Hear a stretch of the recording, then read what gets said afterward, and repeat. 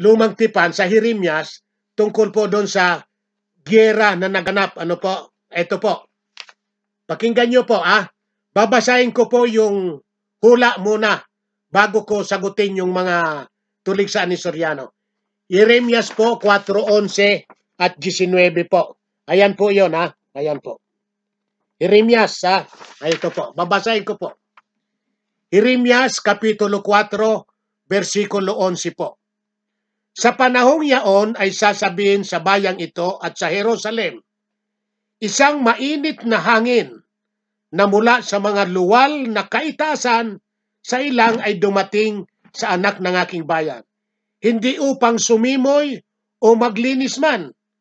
Isang malakas na hangin na mula sa mga ito ay darating sa akin. Ngayoy, magsasalita naman ako ng mga kahatulan laban sa kanila. Narito, siya'y sasagupang parang mga ulap at ang kanyang mga karo ay magiging parang ipo-ipo. Ang kanyang mga kabayo ay lalong matulin kaysa mga agila. Saba natin sapagkat tayo'y mga papahamak. Ayan po. Yan po mga kaibigan, ang katuparan po niyan. Ang hulang yan, yun ang giyera po. Yun po ang digmaan ng pangbuong sanglibutan. Bakit po natitiyak namin yan? At yan po, kakambal po yan ng hula sa 7:2-3 ng Apokalipsis. Yan po ang kakambal ng 4 na hangin na mula sa 4 na sulok ng lupa. Na hindi ang kahulugan nun ay yung bilang ng hangin, kundi yun ang giyerang pangbuong sanglibutan. Alam mo si Soriano, hindi niya maribatal buong-buo yung 7:2-3 ng Apokalipsis. Kaya pinipira-piraso niya. Yung pong binanggit niyang hula, yun ang katuparan ng 4 na hangin mula sa sulok ng lupa sa Apokalipsis 7:2-3. Yun po ang ibig sabihin nun, giyerang pangmundo.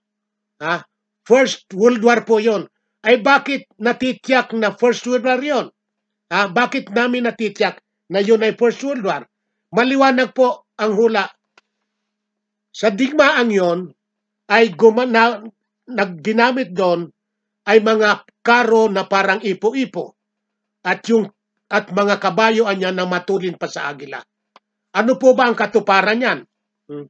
At yan po ng magiranan ay katulad niya ng mula sa taas sa ulap, sasagupaan niya yang parang sa ulap na parang kabayong matulin pa sa agila.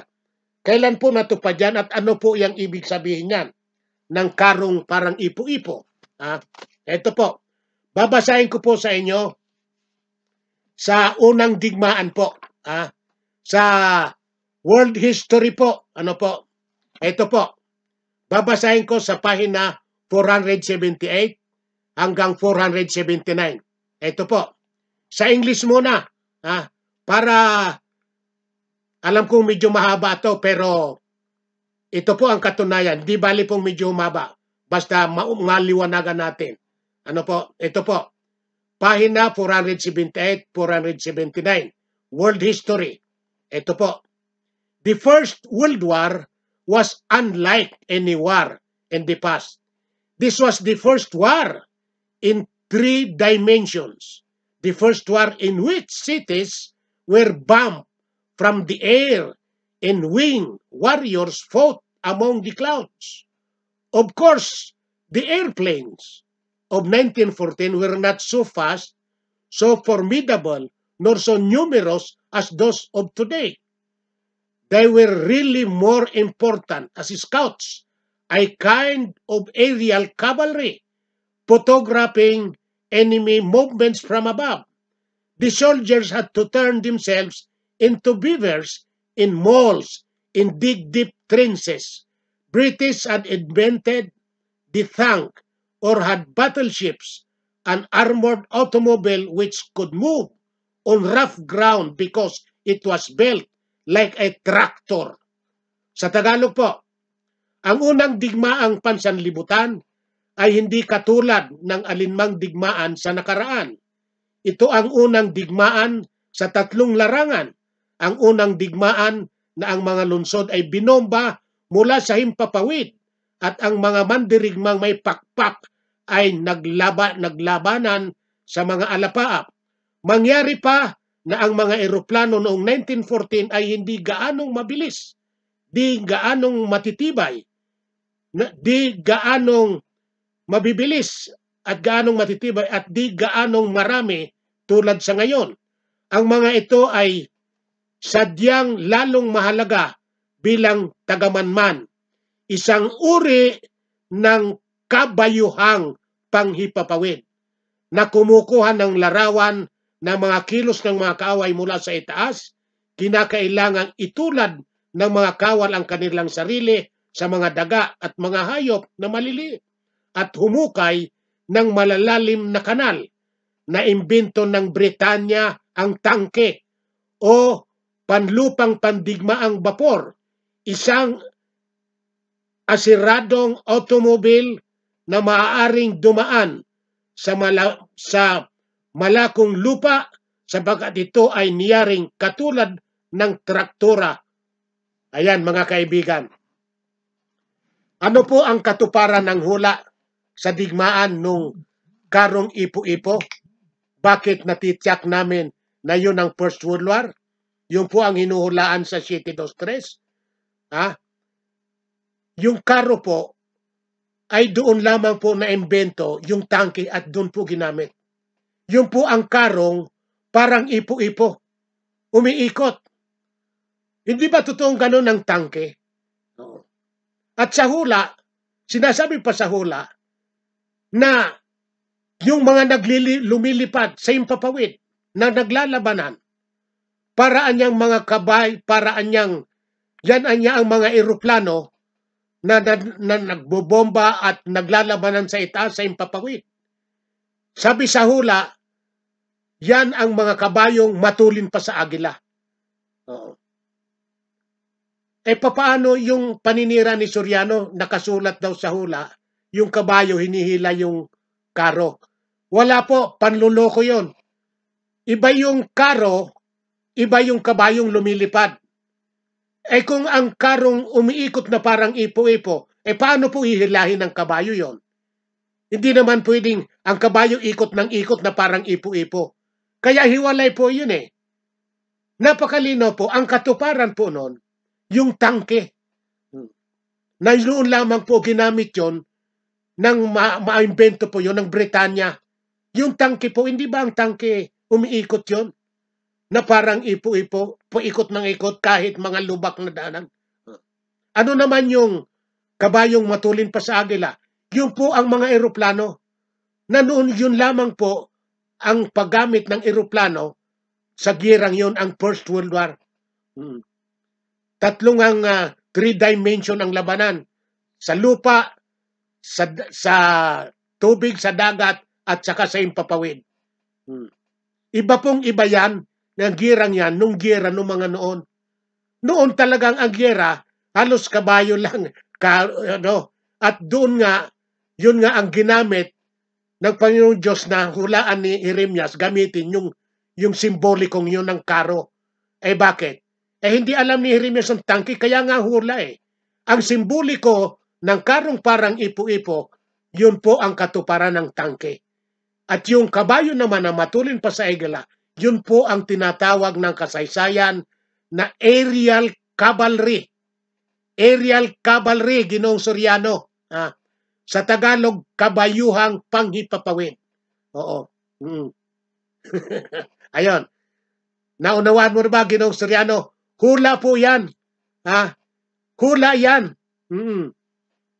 Yung buong mundo naman, ay sinasabi kasi maging sa Isayas na yun ay girang pangbuong sanglibutan. Hinulaan talaga yan. At natitiyak ng Iglesia ni Cristo, ni kapatid na Manalo, na ang katuparan ng hula ng First World War ay bakit? Doon po ginamit ang mga tangke, yung karong parang Ipu-Ipo, at ang eroplano matulin pa sa agila. Hindi po pwedeng yung paninira ni Soriano na pinagtatawanan pa ang Iglesia ni Cristo na naka ano para daw mga panluloko raw. Eh paano Soriano mahihila ng kabayo kung yung ang karo ay umiikot na parang ipo-ipo? Sige nga. At paano naman yung kabayo matulin pa sa agila kung yun naman hihila lang lumilipad ito, ang agila lumilipad. Yan po ang katuparan. Aerial cavalry, kabayuhang panghipapawid. Yung po ang mga kabayong matulin pa sa agila. Yung sinasabi naman na karong parang ipo-ipo ang katuparan po niya na tangke. O Ginoong Soriano, tutulan mo yan ha. I-rebuttal mo yan na hindi totoo yan. Yung City 2:3 ng Apokalipsis, hindi mo matutulan yun, hindi mo ma-rebuttal na buong buo kung paano yun ipinaliliwanag na hulang yun. Pinipira-piraso mo eh. Kasi ang katuparan po niyan, ang anghel na umakyat sa sikatan ng araw, katuparan niya ng kapatid na Manalo, mula sa malayong silangan. At yun po ay nagsimula yan nung First World War. Yun po ang 4 na hangin. At yung First World War, pinigil po yun ng Big Four. Yun po ang 4 na anghel na pumipigil. Yun po ang Big Four. Tutulan mo yan, Ginoong Soriano. Sino ba yung 4 na anghel? Sino ba yung 4 na hangin? O sige, tutulan mo yon. Natupad yung 4 na hangin, First World War. Bakit natitiyak na First World War? Ginamitan ng tangke. Yun ang unang ginamitan ng tangke. Yun ang karong parang ipo-ipo. Ginamitan ng eroplano. Yun ang, kung tawagin ng hula, kabayuhang panghimpapawid. Matulin pa sa agila. Aerial cavalry. Kabayong matulin pa sa agila. Yan, Ginoong Soriano, ipakita mo na talagang naunawaan mo. Dito nahayag na nahayag ang inyong mga kabubuhan. Kayong grupo dyan. Alam ko na mapapanood nyo ito. Ginoong Soriano, Danny Navales, tingnan natin. Yung sabi mo, weirdong doktrina. Ikaw ang weirdo. Kayo mga weirdo ang doktrina nyo. Mga panluloko. Yan, hindi weirdo yan. Katotohanan yan. Yun ang puntahan ninyo. Kayong mga miyembro dyan, huwag kayong pumayag na hindi sagutin ni Soriano yan. Sana naman maunawaan yung maigi yan, mga miyembro dyan, lalo na po kayong mga bago pa. Napakalinaw po niyan. Na ang katuparan ng namahulang yan, si kapatid na Manalo, at yung galing sa Hilagaan at Timugan, yun ang Protestante at Katoliko, yun din ang mga kaanib ngayon. Bueno, maraming salamat po. Ahantayin ko ang rebuttal mo, Ginoong Soriano. Danny Navales. Sister Los.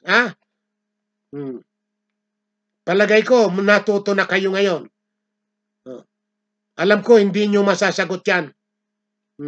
Mawawala sa inyong lahat ang mga miyembro nyo dahil sa kitang-kita ang inyong kamangmangan. Tumutulig sa kayo sa isang bagay na hindi nyo naunawaan. Hindi po nangguguyo ang iglesia.